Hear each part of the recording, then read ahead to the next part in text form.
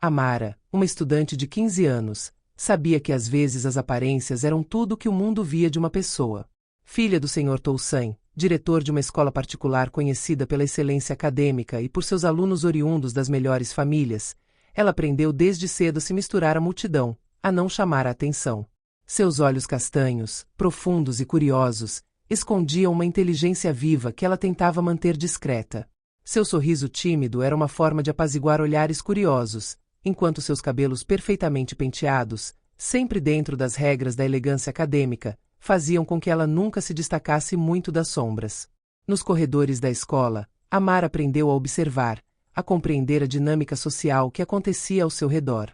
Seu olhar às vezes se demorava nos grupos de estudantes privilegiados, cujas risadas ressoavam como os estrondos de um mundo ao qual ela não pertencia exatamente.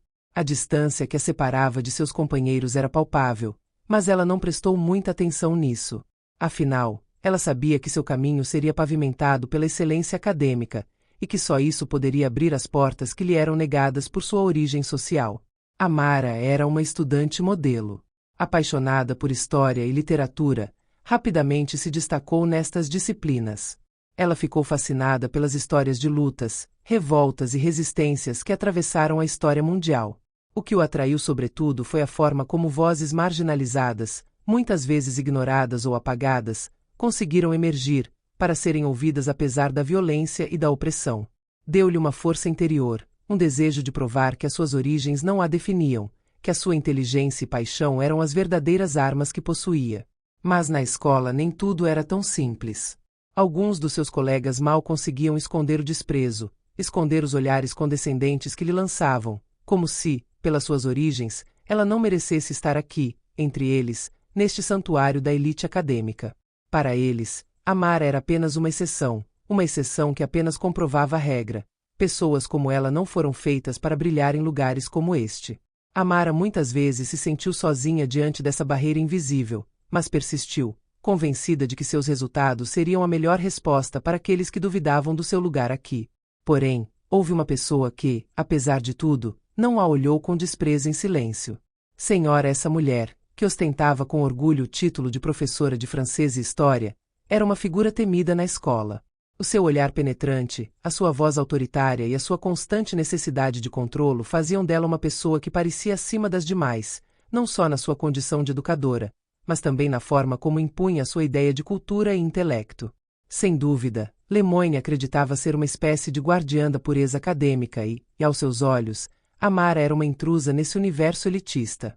Amara percebeu rapidamente a frieza de Madame Lemoine para com ela. Não foi abertamente hostil, não a princípio. Mas os comentários duros, as insinuações, as pequenas farpas tornaram-se cada vez mais frequentes. Amara sabia que era vista de forma diferente dos outros alunos, mas o que a senhora Lemoine estava fazendo era mais do que apenas desaprovação. Ela tolerou isso, mas nunca aceitou totalmente. Ela pressionou a se justificar, a provar que ela tinha o seu lugar aqui, usando critérios que nada tinham a ver com suas habilidades ou com seu trabalho. Um dia, quando Amara entregou um exemplar perfeito para um trabalho sobre a história do movimento pelos direitos civis nos Estados Unidos, a senhora Lemoine comentou que caiu como uma pedra na água, perturbando a aparente calma da turma. Num tom seco e condescendente, ela disse: "Você tem muita sorte de ter resultados tão bons, Amara. Mas você não é como os outros alunos desta escola. Não é isso que esperamos aqui. Você faria bem em se lembrar de onde veio." O silêncio que se seguiu foi pesado. Os outros estudantes rapidamente desviaram o olhar, alguns desconfortáveis, outros curiosos, mas nenhum protestou. Amara sentiu suas bochechas corarem, um calor ardente enchendo seu rosto. Ela queria responder, defender-se, mas não tinha forças. A dor de ser julgado pela cor da pele, de se ver desvalorizado não pelo seu desempenho, mas pelo que representava, era violenta demais. Ela baixou a cabeça, fazendo o possível para esconder o brilho das lágrimas que ameaçavam explodir em seus olhos. As semanas que se seguiram só pioraram. Madame Lemoine, sem dúvida sentindo que havia assumido o controle de Amara, não se privou disso. Durante uma sessão de tutorial, ela comparou Amara com seus colegas de classe, chamando-a de muito quieta e muito tímida, como se sua presença fosse apenas algum tipo de mal-entendido. Ela chegou a acusá-lo de ser brilhante demais para sua própria cultura, insinuando que seu sucesso acadêmico era uma anomalia, algo que ela deveria procurar justificar, em vez de aceitar como um dado adquirido. Amara sabia que não poderia se defender. Os alunos ao seu redor olhavam para ela em silêncio, muitos deles entendendo que havia uma forma de injustiça nesse tratamento, mas nenhum queria correr o risco de se opor à senhora Lemoine. Ela era uma figura poderosa demais para ser desafiada. Assim, Amara, embora forte em seus resultados, sentia-se cada vez mais sozinha e invisível. Então chegou o dia em que tudo explodiu. Durante uma de suas apresentações, tema que ela escolheu sobre revoltas negras na América, Amara esperava que a turma ficasse impressionada com seu profundo conhecimento do assunto. Ela estudou todos os aspectos, desde revoltas de escravos até a luta pelos direitos civis. Mas Madame Lemoine, que o ouvia com ar indiferente, levantou-se de repente com um sorriso desdenhoso e falou: "Essa é uma história de rebelião, hein? Uma verdadeira história de protesto. Eu teria preferido que você estivesse mais interessado em autores que refletissem a verdadeira cultura acadêmica. Mas, ei, isso não é surpreendente, vindo de alguém que parece mais ligado à história dos oprimidos do que à história da elite." As risadas nervosas dos outros alunos ecoaram na sala.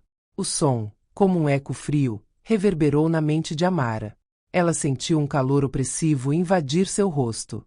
Suas bochechas, geralmente escondidas pela timidez, queimavam de humilhação. Os murmúrios se intensificaram ao seu redor, amplificando seu sentimento de inutilidade. Seu coração batia mais rápido, mas ela se forçou a manter a calma, para não deixar a amargura ferver dentro dela.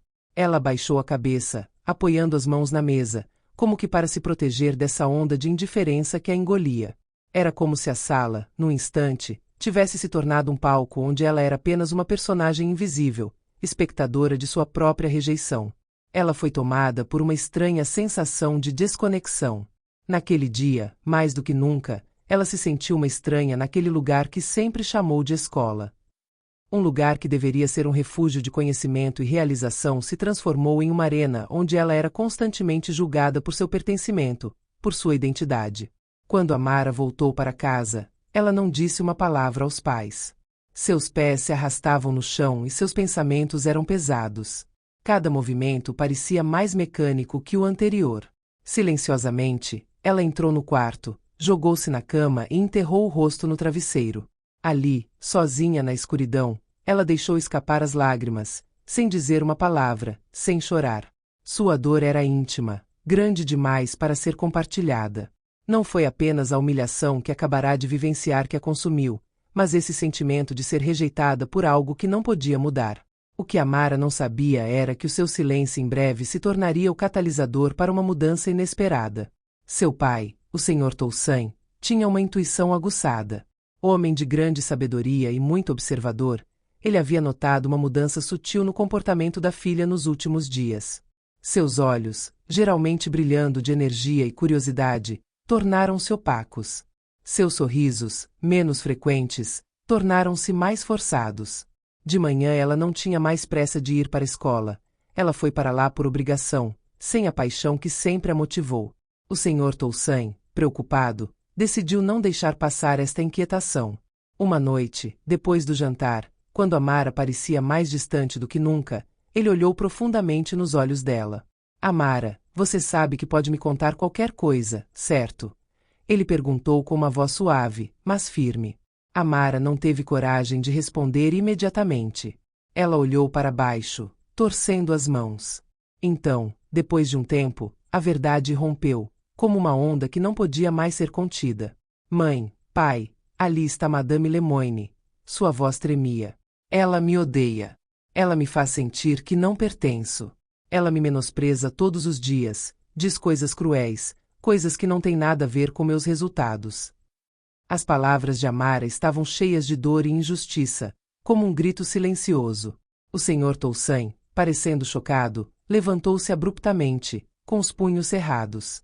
A sua dignidade e respeito pela filha estavam a ser postos à prova e ele não podia deixar esta afronta ficar sem resposta. "Você tem razão, minha filha, isso não é aceitável. E o que você sofre não pode ficar sem consequências. Isso não é um problema só para você, é um problema para tudo o que representamos." Ele respirou fundo, seu olhar se tornou mais intenso. Eu vou cuidar disso, e essa situação vai mudar. No dia seguinte, o Sr. Toussaint solicitou uma reunião urgente com a Sra. Lemoine. Dirigiu-se à sala dos professores com o passo determinado e o olhar firme. Ao entrar no gabinete de Madame Lemoine, encontrou-a, como sempre, sentada secretária, com seu ar superior e o seu sorriso condescendente. Mas desta vez ele não ficaria impressionado. Madame Lemoine, acabei de saber de suas ações em relação à minha filha e, acredite, você ultrapassou os limites.